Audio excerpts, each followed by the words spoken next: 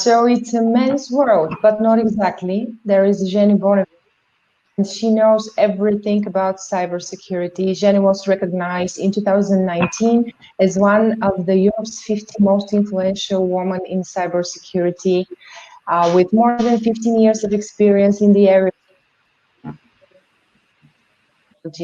Jenny is specialized in IT audit, risk assessment, and data protection. So, Jenny, is there cybersecurity? Is the cybersecurity just a trend or really? Hi everyone, good morning to all of you. It's a great pleasure first for me that I'm part of this powerful and really influential event this year. My name is Jenny Boneva and I'm information security specialist and IT auditor, as well as vice president of ISACA Sofia chapter. And today I'm really going to talk about information security just to clarify if it's a really trendy term, or we really need in our organizations. Yeah. So let me start with the presentation. First of all, when we are talking about information security, it's really important to understand which are the technology trends around us. So it's not so strange that I'll start this presentation with few terms that are in the area of information security. First of all, when we're talking about protecting the information, these days we are talking about the Internet of Things. Internet of Things is really a system of interconnected devices with the ability to store and transfer information over the network, requiring or not requiring actually human to human or human to computer interaction. Its Internet of Things term is mostly related to the concept of smart devices, smart homes, and we started to talk about even smart cities these days. This concept covers smart devices and appliances that are communicating with each other and that are controlled by other devices like smartphones or smart speakers. Another interesting term these days is when we are talking about virtual reality and augmented reality. Virtual reality is a term related to when a person, for example, is placed in a computer-oriented world. The idea behind virtual reality is that you're separated from the real world and experience the virtual world as being your real world. In augmented reality, the real world is augmented by computer-generated content. This is, for example, when we imagine about glasses that add content to your vision. Another interesting term that is very popular these days with regard to new technologies is simple cloud. We all use cloud computing in some way. But do we know what it means? Actually, this is on-demand availability of computer system resources, especially for cloud storage and computer power. What's interesting about cloud that we all forget in certain point about this, that normally we are simple users and we don't have the full control over the environment.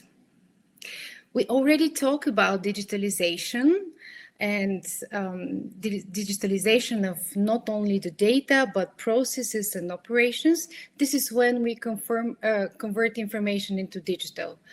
This is tightly related to the term automation. This is the technology by which a process or procedure is performed with minimal human assistance and interaction. And something very interesting for everyone is the artificial intelligence. This is the machine intelligence or the intelligence demonstrated by the machines. This term is very scary for some of us, but it can be really something very useful for example, in the medicine or even in the cybersecurity area. And the next one is the biometric authentication. This is a security process that relies on the unique biological characteristic of the individuals to verify their identities. These are, for example, fingerprints, face recognition, and much more mechanisms to identify people. And when we are talking about the technology trends, in parallel to all these new technologies, we need to talk really about the threats for us as organizations, and for us as users and simple people and users of these technologies. For the last couple of months, because of the specific situation we witnessed, numerous attacks because of our new normal situation. Some of the most popular attacks are listed here, not all of them, but some that we really recognize this couple of months. First one is the ransomware attack. This is type of malware that threatens to publish your victim's data or just blocks your access to your data until you pay the ransom. The next one is denial of service attack. This attack is meant to shut down a machine or network or website, making it inaccessible to the intended users. And this is because we all went online and started to be really dependent on the internet the last couple of months. More attacks related to data leakage due to the remote access and video conferencing line abuse. The quick decision to work from home changed the whole landscape of our network services and operations. All employees became simple extensions of our networks and started to transfer information over the public internet. That's why we have a lot of incidents related to the remote work or work from home. And the popular one, the phishing attacks, this has been popular for years, but now because of the lack of direct communication face-to-face with your colleagues, your partners, created the opportunity for such attacks. Sending phishing emails in between your normal communication is the most popular way nowadays. Phishing is a cybersecurity attack that uses email as a weapon. The goal is to trick the email recipient into believing that the message is authentic and it's coming from someone that you trust. Normally, these emails are asking you to click on link or download a file, or just simply share some confidential information or financial information even.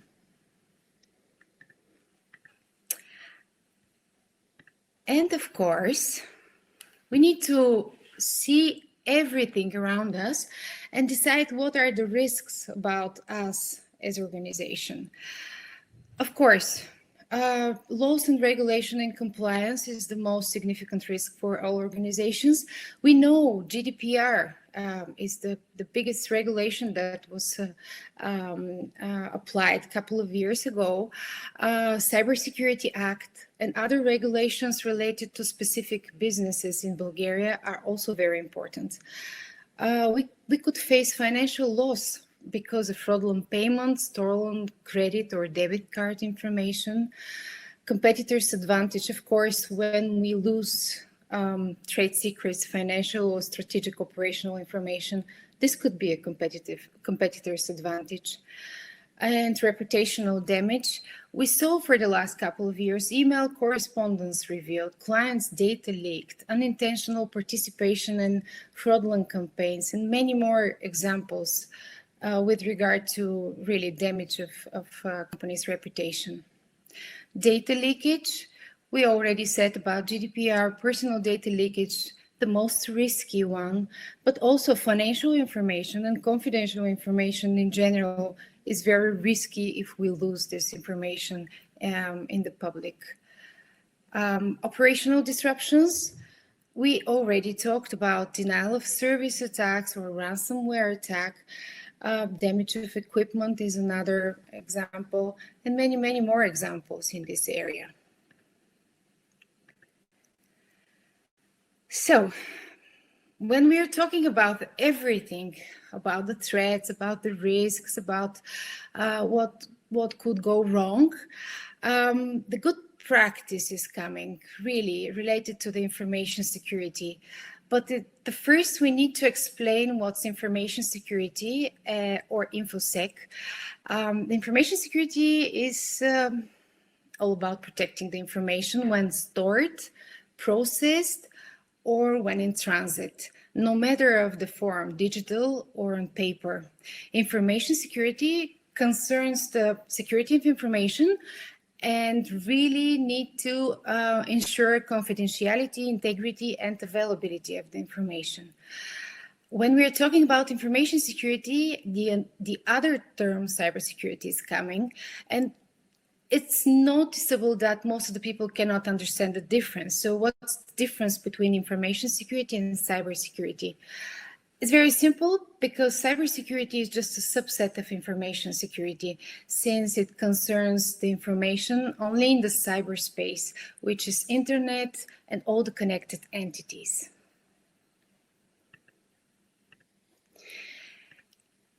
But why? Why we need these information security programs and concepts in our organization? It's very simple, because all our business processes and activities directly affect the security of the information. We transfer, we process, we store information somewhere. We use the corporate email, we authenticate in front of the systems using our password tokens, biometric data. We access the network, we remotely access the cloud if we have. We use different types of equipment. It doesn't matter if it's when we are in the network or outside our network, business network. We use laptops, smart devices. We use the software. We use the operating system of all these devices. We use different systems and applications. We work remotely when we are on the business trip or when we are using home office opportunities. So in all these ways, we affect the security of information. And when we're talking about security of information, it's very, very important to mention that there are two very huge groups of people that influence information security state in the organizations. The first group is the management. They really need to initiate, to lead, and to direct information security programs, to evaluate from time to time the performance of the program, and to support such programs in the whole organization. This is called top-down approach, and it's the most effective mechanism to ensure that people responsible for the protection of the information security data are driving the program. And the other group is the operational staff and users of the information. Operational staff, of course, for example, IT department, who are responsible to implement and evaluate all the measures with regard to information security, and the employees of the organization who are actively operating with the data. Employees are one of the targets of the attacks nowadays, and the first line of defense. They can identify first some of the attacks that are happening in our organization. And the latest trends show that whatever technical measures are taking in, the people are the ones who have the most influence on the overall information security, because it's really much more effective to attack the heart of the organization, employees with granted access, instead of breaking the walls.